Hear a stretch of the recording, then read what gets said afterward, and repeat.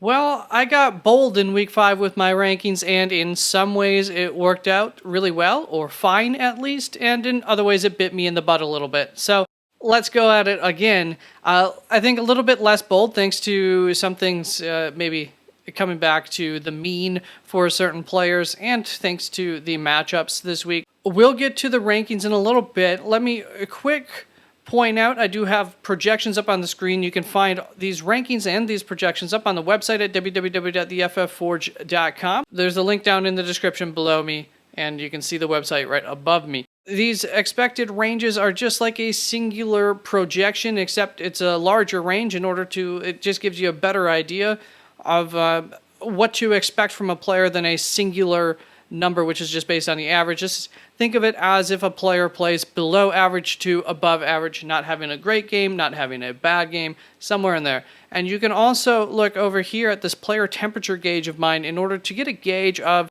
what are is it likely that this player actually has a bad game? If you see a dark red color like this, then probably not compared to this bluish. That means like it's a cold game. It's a temperature gauge. Most of us like it to be warm, so hot is good, cold is bad. White would just be, it's a neutral matchup. If you see anybody that you don't see a color over here. So before we get into going through my rankings, giving you a little bit of a pep talk on why I dislike or do like players, what the good things or the bad things are about them each week, this week specifically, I would like to go over how I did last week with my fadeums, my loveums, which you will get in this video, as well as at the end of the video, I'll go over a couple of DFS buy options. And last week, I gave you my not dirt cheap option, which could be anywhere from a mid-price guy to a high-range price guy. For the quarterback position, you're usually not going to be a high-priced player. I did think it was going to be worth it to go for Patrick Mahomes at $8,200. I said it's not something that I like to do. I don't usually recommend that for quarterbacks, and it really didn't pay off last week for Patrick Mahomes. Then down in the bargain bin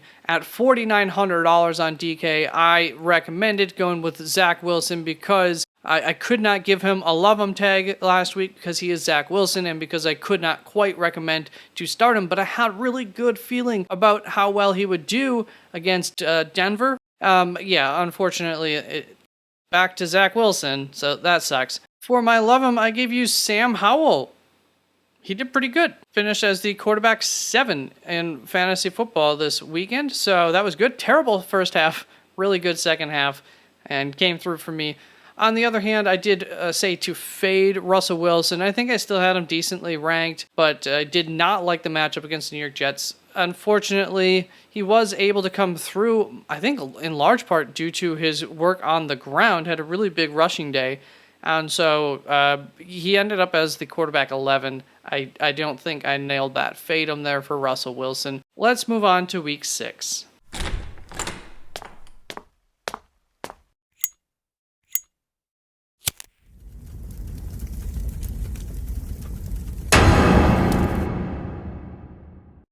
On the screen, in I think roughly that direction, you can see I have my first tier of quarterbacks up on the board. It starts off at QB1 with Josh Allen, followed by Patrick Mahomes, Jalen Hurts, Justin Herbert, Justin Fields, Kirk Cousins, and Lamar Jackson.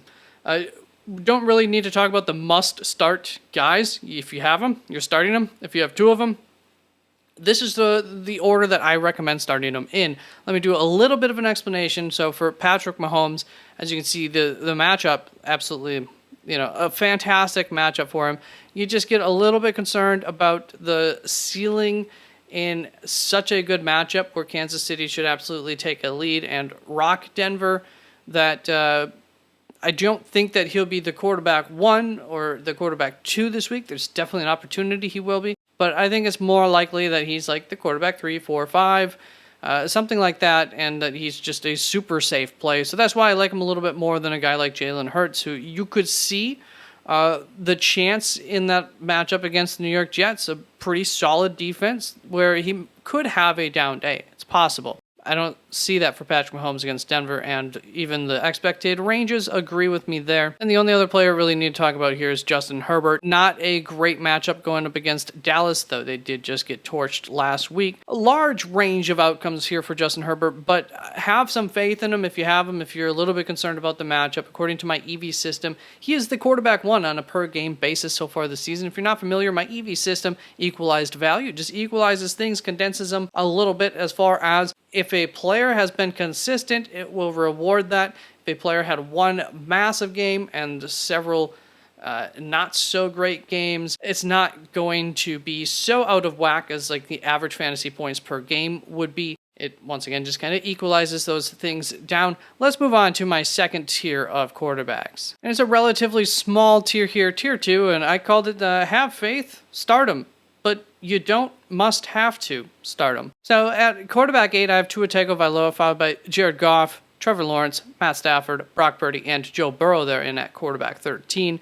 A little bit on each of these guys. Tua Tagovailoa is a top 10 quarterback despite not exactly blowing the roof off most weeks this season. A lot of weeks the running game's been able to do it. I don't think that this will be a blow the roof off game going up against Carolina. That said, Goff did just have one of those games against Carolina, but most teams have just run the ball up and down against Carolina. They suck against the run, and the quarterbacks haven't had to do a whole heck of a lot, and that's what this temperature gauge is sensing, I believe, as well as the expected range. That said, it's really hard to sit Tua. It's kind of along the same lines as Patrick Mahomes, you feel very good about playing them.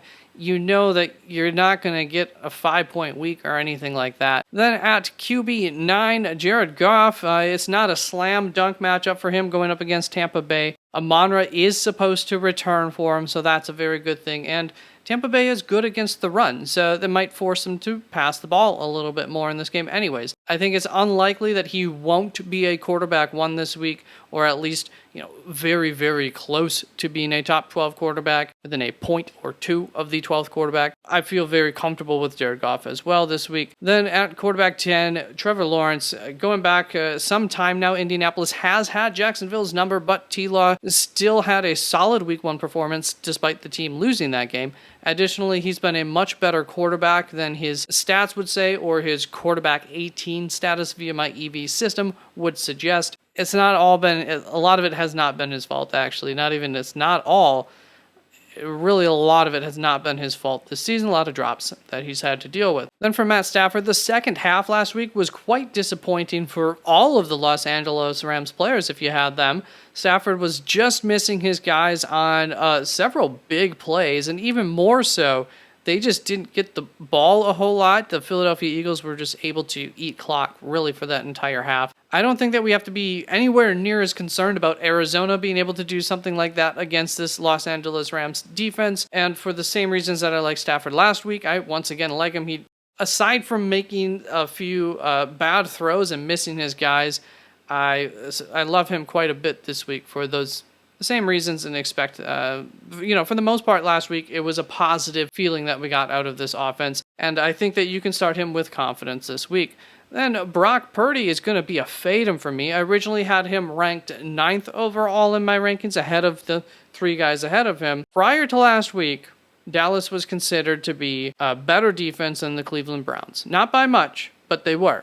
Brock just ate up that defense, so why not do it again against this Cleveland Browns defense? Still, every Sunday is a new Sunday, and any given Sunday, anything can happen. Maybe last weekend was anything happened against that Dallas defense, and it just happened to be a really good week, and a week that we thought it would be a tough matchup. Cleveland is a very good defense. It's another very tough matchup. So if you have the luxury of being able to sit Brock, then go ahead and do so, but I still like him a fair bit. He is tied with Patrick Mahomes as the quarterback 5 on the season via my EV system. He has been incredibly reliable, and I have a certain amount of faith in him this week. Still yet, he does have that Fatum tag, so just be aware it could be a horrible game for him, but I'm thinking that he'll still be alright. And to tie this tier up, we have Joe Burrow just bringing in the rear here. Last week, I suggested to sit him in most circumstances because we needed to, quote unquote, see it from him. And it was an excellent matchup last week. Seattle, his matchup this week, isn't a bad matchup either. And Burrow was able to slice and dice that Cardinals defense last week. On the still concerning side of things, though, he threw out of the shotgun for pretty much the entirety of the game, which suggests that the team still doesn't have confidence in him being fully healthy at this point, unlike the performance that he had would suggest. On the positive side of things, every week he's going to be getting healthier and healthier, and next week is another week for him to get healthier. It's obviously not going to be easy to sit him after his performance last week in a not bad matchup this week, but don't be surprised if he reverts back a little bit and maybe has a middling week this week. It wouldn't surprise me, at least. And that's going to bring us to our third tier of quarterbacks here. Starting at quarterback 14, we have Russell Wilson, followed by Baker Mayfield, CJ Stroud, Geno Smith, Dak Prescott, Sam Howell, and Josh Dobbs. I call this tier this is just the tier where my confidence starts to wane on these guys for one reason or another to the same extent as last week. I have concerns about the matchup for Russell. And I don't think that he'll be able to run against Kansas City like he did as easily as he did versus the Jets. Because first of all, this is on tape now for Kansas City to be aware of. The Russell Wilson of younger year is not completely gone, apparently. And secondly, this defense is faster, and in the middle of the field, I think that they're meaner than the New York Jets. One good licking while Russell Wilson tries going to run up the field from one of those linebackers, and Russell's going to be thinking twice again about trying to run. There is hope on the positive side. My projections absolutely love Russell Wilson, have him ranked 5th via my single projected number, despite this matchup. He's been very good for fantasy football this season, and there's always a chance that he turns it into a back and forth affair here going up against Kansas City. Then we have Baker Mayfield, who's been the quarterback 16 so far on the season via my EV system. Detroit's secondary has lost some of its most noteworthy pieces, and just like his temperature gauge would suggest, I am personally mildly excited about what you could get from Baker this week, and I like his floor compared to most of, if not everybody, behind him that I have ranked below him. Then for CJ Stroud, I'm going to start off by asking you a question. What do these 5 defenses have in common? Baltimore Ravens, Buffalo Bills, Cleveland Browns, San Francisco 49ers, and the New Orleans Saints.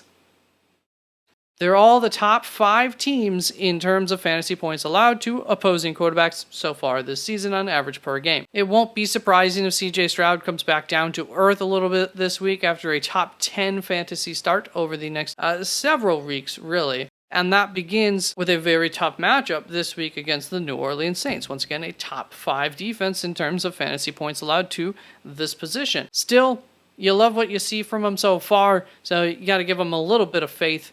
And I'm not totally opposed to throwing him on out there. Geno Smith going up against the Cincinnati Bengals, and it's not like this is a bad matchup for him. But he has been the quarterback 22 on the season via my EV system. Maybe they'll come out of the bye week and be refreshed, have a new outlook for this offense, and just be looking better in general with the passing game. But it's not an exciting enough matchup to have me force him into my lineup at all based on how he's performed so far this season. Then at quarterback 18, we have Dak Prescott. I love him this week for the quarterbacks. The Chargers have been consistently a very favorable matchup for quarterbacks. Week in and week out, they have been allowing the 4th most fantasy points to quarterbacks per week. On the other hand, Dak has been one of the worst fantasy quarterbacks so far on the season. I think that there's a good shot that he can right the ship this week against this defense, so that is why I gave him a love him tag, but it's definitely not any kind of guarantee. At the same time, I think outside of last week, even last week, there have been reasons and excuses for him to have not performed incredibly well in fantasy, most notably because of that defense and because that defense oftentimes scoring.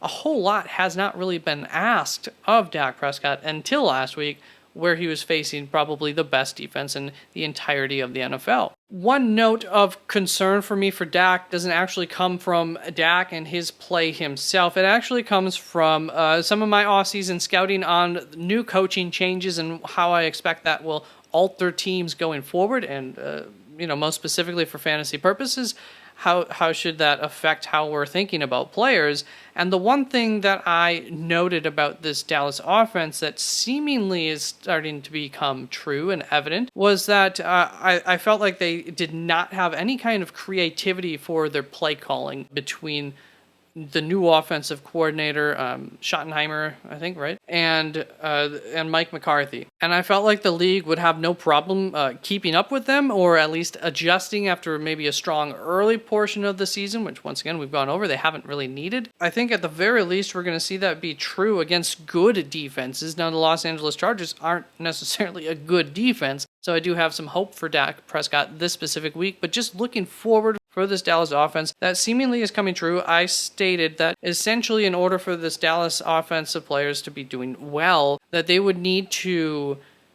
execute at an absolute top-notch level, because basically defenses would know exactly what's coming at them. And I do still think that they have the weapons to execute at that kind of level and be a good fantasy offense. Then we have Sam Howell at quarterback 19, and it's not a high upside matchup for him going up against the Atlanta Falcons, but it's not one that makes me afraid to start him if I have him on my roster and he's better than the other quarterback that I have. And last up, we have Joshua Dobbs, and it was a bad week in week 5 for Josh Dobbs. It's tough to ignore the floor that his rushing yards can get you. However, that's been a very nice asset to him in fantasy. And outside of last week, he's been quite good. He's been the quarterback 18 via my EV system so far this season, so including last week. One thing of concern for me would be the loss of James Conner. That could make this team more one-dimensional and then make it much, much easier on defenses to stop Joshua Dobbs, because he's not some spectacular quarterback. Just help them to focus on him and limit him.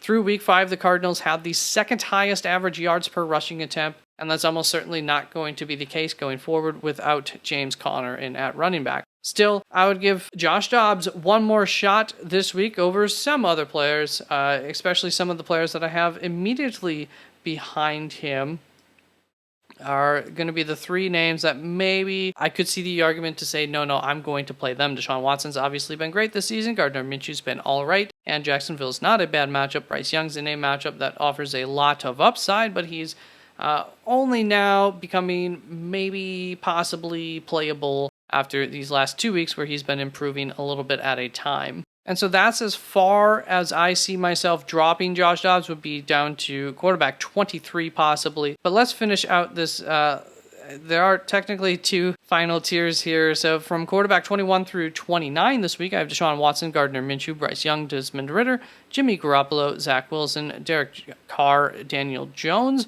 at 28. I really don't feel comfortable having them this far down against Buffalo, but at the same time, Buffalo's not been a good matchup. And it might not matter this week that they lost a couple of their key pieces. And then Ryan Tannehill to wrap that tier up. And then I have Mac Jones all alone in his own tier. So let's get on to my DFS buys this week.